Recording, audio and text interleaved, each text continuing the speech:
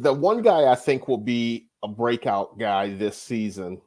I know you guys all think I'm going to say Nate Carter, but I'm not going to say Nate Carter. So we give you two, so you can say Nate Carter.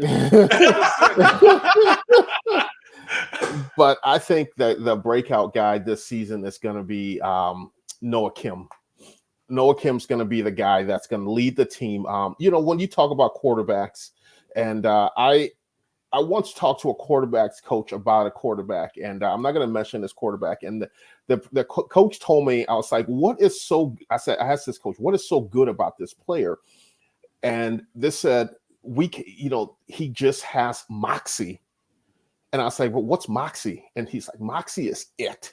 You don't know what it is. You can't describe it. You can't put your hand on it. You can't teach it, but it's just it.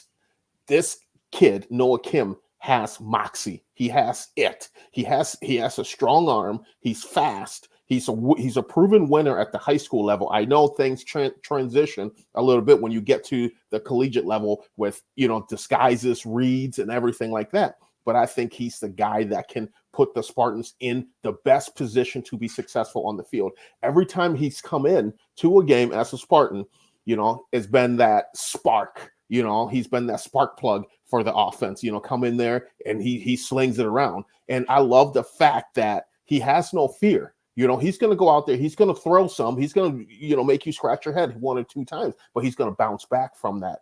I think he possesses all the traits to be a quarterback, and something that I think that he gained on and won a lot of his teammates, if not the entire locker room, is his leadership piece this offseason. The thing by taking his receivers to Virginia, to his house, sleeping at his family's house, going to work with his quarterbacks coach, getting those routes, getting close with those guys.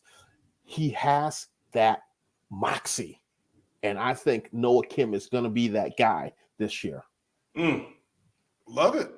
Listen, from your lips to God's ears. We hope so. Look, guys, for me, I want to be a believer in Noah Kim, and I saw how he did in duty that he was assigned last year. Coming in, he had a high completion percentage. He's thrown touchdowns. He's been able to play under the lights. I'm not worried about that aspect. What I am anxious to see is how he responds when he gets smacked, because it's going to happen now. He's going to get hit. We just had the bang stick, Harlan Barnett, MSU secondary coach, on here, and he talked about hitting and how he loves as a secondary guy, right? And he can hit. Otis likes to hit as a defensive player.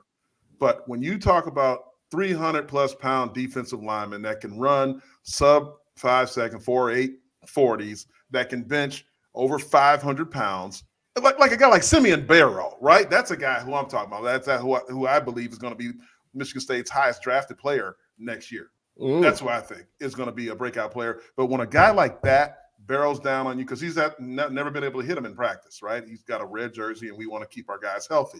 But when that happens in a game, how are you going to respond? When your nerve endings and everything in your body is telling you to run away and get to the sideline, how are you going to respond when you get back up and get in that huddle? So if he can handle that, sky's the limit for the young man.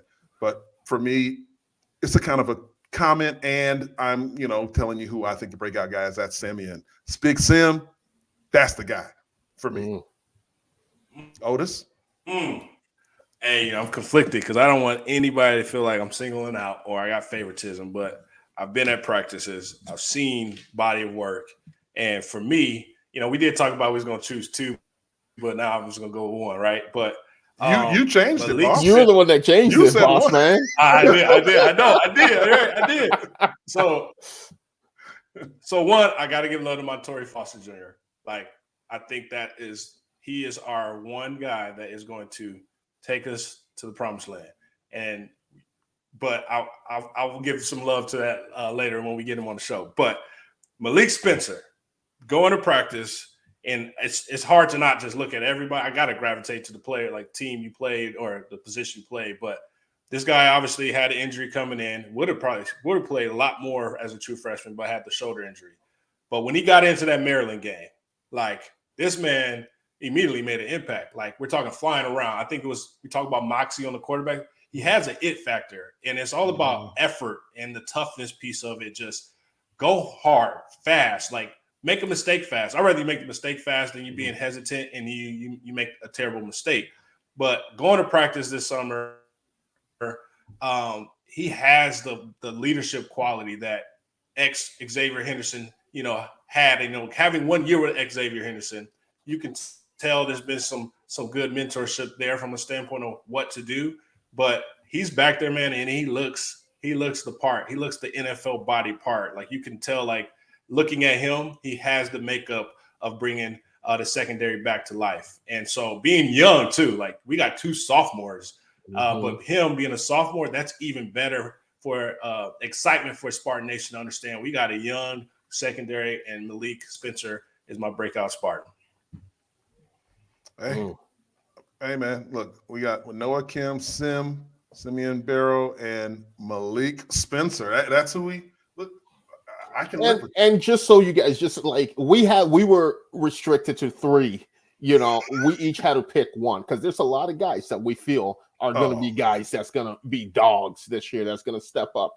So, like, don't feel slighter in any way. If your name wasn't called here, because we only could pick one person. The 3 of us, but there's a lot of guys that we think are going to, show out this year.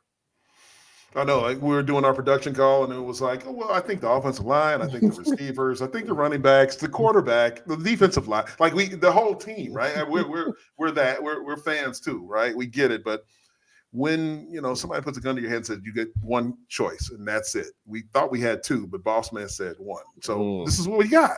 That's it. Well, you didn't say it like that. With gun in my head, I'm picking myself. You picking yourself? Look, I don't need no gun to my head. I'm picking him, number 10. Would you say, Art, the breakout guy's Mel Tucker? That's obviously that's definitely a need. So let's do it. Let's go, Coach. Like that. Let's get it. Let's go get it, Tuck. Like that.